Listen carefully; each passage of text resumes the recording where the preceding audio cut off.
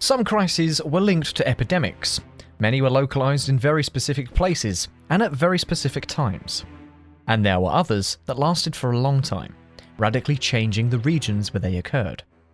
Let's take a walk through the main crises suffered by Western culture from ancient times to the present day. The first one we will focus on takes us to the 3rd century AD, in the midst of the Roman Empire. It is known as the Crisis of the 3rd century, and lasted almost 50 years, from the death of Severus Alexander in 235 to the rise of Diocletian in 284. It was an unstable period marked by strong external threats and numerous attempts at imperial usurpation, with a critical effect on the economy. The empire suffered from chronic hyperinflation due to the excessive minting of coins with a decreasing percentage of silver and gold, coins that the emperors used to pay their disloyal legions. The population stopped trusting the value of these denarii and began to hoard the older ones that contained a much more precious mineral. Taxes began to be collected in kind, and trade ended up working by barter. The whole system would falter. Diocletian replaced the denarius, which contained practically no silver, with a new coin, the argenteus. But the Western Roman Empire was no longer able to recover from the crisis of the 3rd century. Diocletian's reforms included an ambitious fiscal plan that provoked the progressive abandonment of the cities in favour of rural villages that tended to be self-sufficient, causing regional trade to dwindle. The economy and society would evolve towards increasingly feudal forms, in a slow but steady path towards what is known as the Middle Ages. The East Roman Empire, known as the Byzantine Empire, emerged stronger from the crisis of the 3rd century, although during the reign of Emperor Justinian I, it experienced an outbreak of bubonic plague between 541 and 549, known as the Plague of Justinian. It is estimated that it caused between 25 and 50 million deaths. This plague would return periodically until 750, and would spread throughout Western Europe, Asia, and Africa. The plague completely disrupted the economy. Wages skyrocketed due to the lack of labour, resulting in hyperinflation that would last for decades. Large areas of territory were not developed for agriculture and attracted plagues of locusts. However, it was another outbreak of bubonic plague, the Black Death, from 1346 to 1353, that was the most devastating epidemic in the history of Europe. Some authors claim that 30 to 40% of Europeans died. The Black Death changed the world forever. Feudalism, around which society was organised, collapsed. Faced with a shortage of labour, there was a sharp increase in wages. Many people migrated to the cities from the countryside. The peasants who remained were able to cultivate much larger areas of land. The Middle Ages were ending to give way to the modern period, and in between came the Renaissance, a time where the individual became the centre of everything. Pretty ironic, considering never were more people killed in the name of God than in the 16th and 17th centuries. By 1600, Europe had recovered from the effects of the Black Death, surpassing the population levels of before the plague of the 14th century. However, the situation stagnated in the 17th century due to 1. The serious consequences of continuous wars in Europe, such as the 30 Years' War, the Anglo-Dutch Wars, the religious wars between the Catholics and Protestants, and the civil revolts, especially in England and France. 2. Agricultural production reached its peak in Europe in the decade from 1570 to 1580, but then began a continuous decline. 3. The famines and epidemics typical of this century, which would affect cities in certain areas of Germany and Castile with particular violence, creating strong demographic setbacks. In this 17th century, financial crises began to appear. For example, the speculative tulip crisis in Holland. Tulip mania caused tulips to reach exorbitant prices. A single specimen of a certain species of tulip, the Semper Augustus, would reach about 6,000 guilders, the equivalent of 40 annual salaries of an average worker.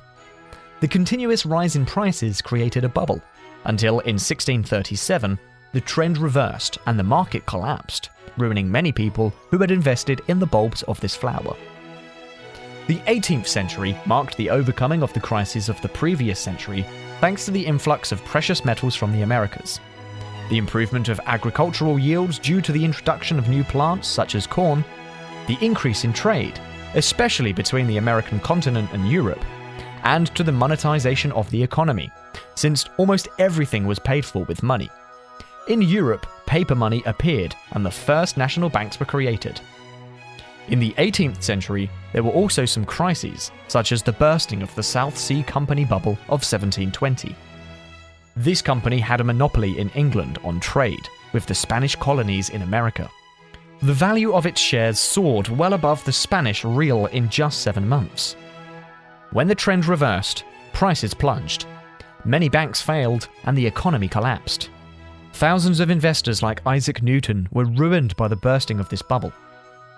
At the end of the 18th and beginning of the 19th century, land ceased to be the main source of wealth. A new process of transformation, known as the Industrial Revolution, began in Great Britain and spread to the Netherlands, northern France, Germany, and the United States. A capitalist industrial system associated with economic and political liberalism was implemented, generating different models of economic depression. The workers' movement appears. But on the other hand, it is the time when some theorists demonize state intervention in the economy, instead trying to protect the economic interest of the individual and advocating free trade and the law of supply and demand. The crises of the 19th century were numerous. For example, the Panic of 1825, a stock market collapse that began in the Bank of England and led to the fall in the stock markets in various markets in Europe, Latin America, and the United States.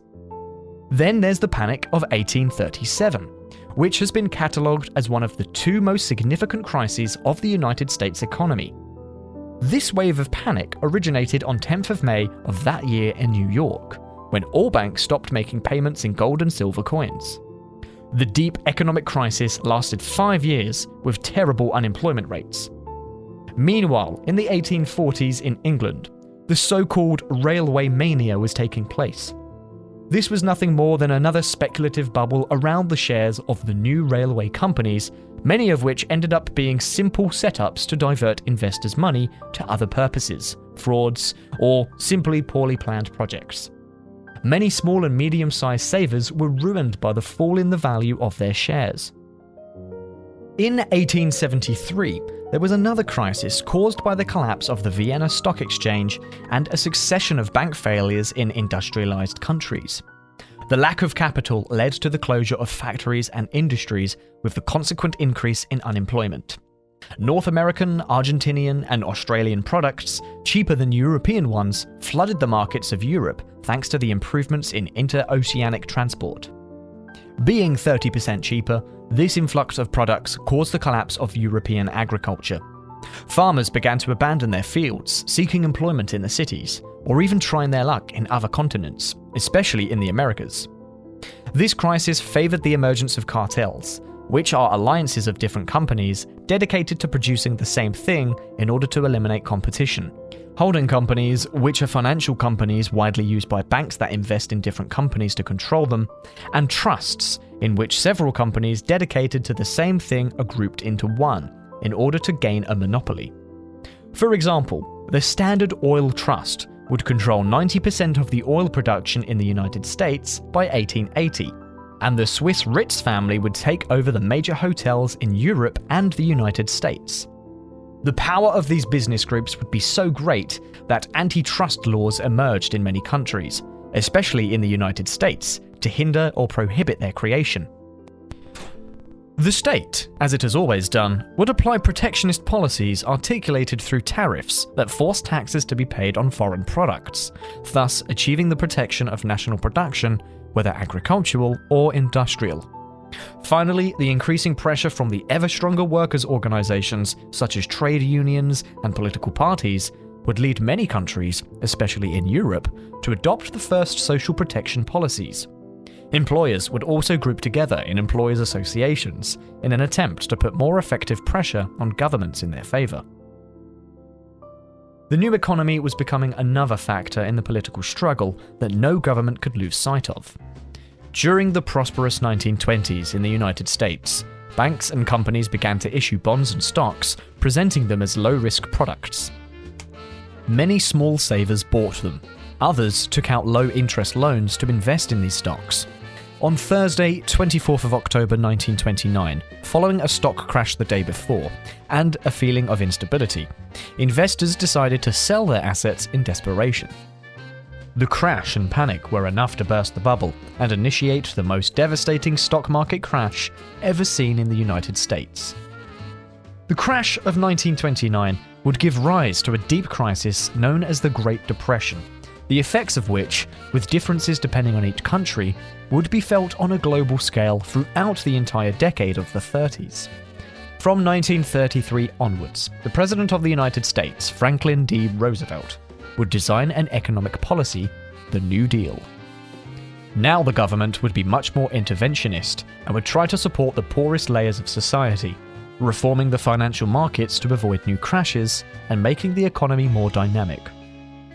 After the Second World War, and with the backdrop of the Cold War, a period of growth and reconstruction began that would last from 1945 to 1970, driven by the Marshall Plan, in which the foundations were laid for a phase of economic prosperity and progressive integration of trade, facilitating and accelerating transactions on a global scale. But economic difficulties would return. The first great crisis would be the oil crisis.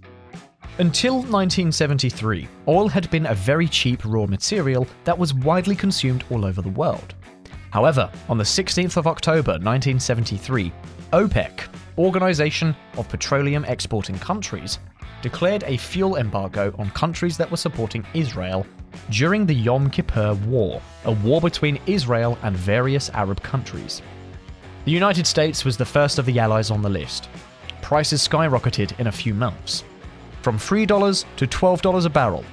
Subsequently, after the fall of the Shah of Iran and the coming to power of Ayatollah Khomeini, prices rose again to $34 a barrel, and a war broke out between Iran and Iraq.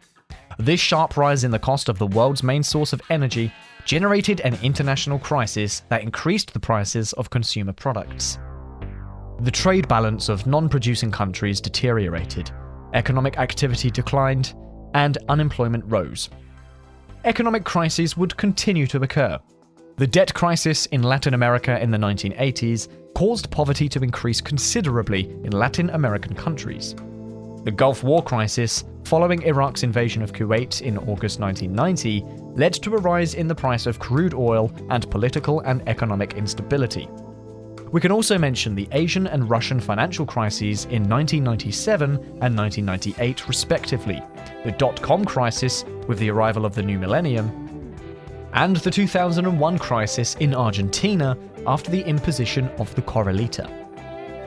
And then we come to the global financial crisis of 2008, which, due to its effects, have been compared by some scholars to the Great Depression, following the stock market crash of 1929. The causes were, once again, the great liquidity in the market, how easy it was to borrow money at low interest rates to invest in real estate assets, whose value kept growing.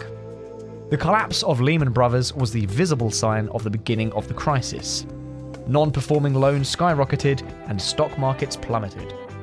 The crisis quickly spread from the United States to the rest of the world, especially to Europe, where a liquidity crisis arose and the real economy came to a halt.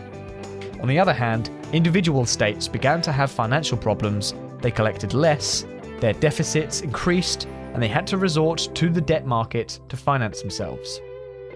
Some countries like Portugal, Greece, and Ireland had to be rescued by the European Union.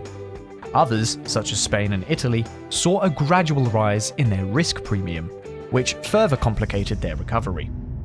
Many governments were forced to practice economic austerity policies that implied severe cuts and tax increases, provoking social indignation, while unemployment and the gap between rich and poor increased, with a significant drop in the general standard of living.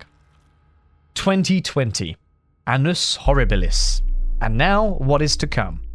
It is clear that a new cycle of difficulties caused by global economic stagnation and indebtedness is leading us to a new crisis scenario.